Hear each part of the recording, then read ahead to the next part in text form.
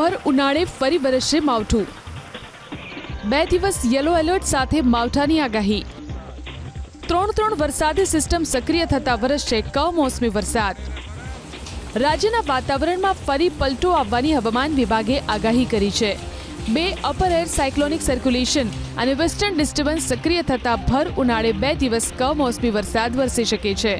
29 અને 30મી માર્ચ એમ 2 દિવસ પવનના સુસવાટા સાથે કચ્છ અને ઉત્તર ગુજરાતના જિલ્લામાં માવઠું વરસી શકે છે।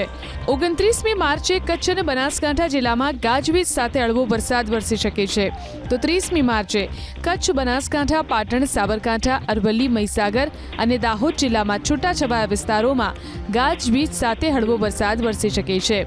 તો આ 2 દિવસ 30થી 40 કિલોમીટર પ્રતિ કલાકની ઝડપે પવન ફૂંકાવાની પણ આગાહી કરવામાં આવી છે, જેથી 29 અને 30 માર્ચ એમ 2 દિવસ માછીમારોને દરિયો ન ખેડવા માટે સૂચના આપવામાં આવી છે।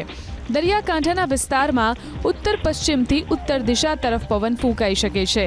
ગરમીની વાત કરીએ તો અમરેલી જિલ્લામાં સૌથી વધુ 38.5 ડિગ્રી તાપમાન નોંધાયું છે, તો રાજકોટમાં 38 ડિગ્રી, અમદાવાદમાં 37 ડિગ્રી અને ગાંધીનગરમાં 36.5 ડિગ્રી તાપમાન નોંધાયું છે।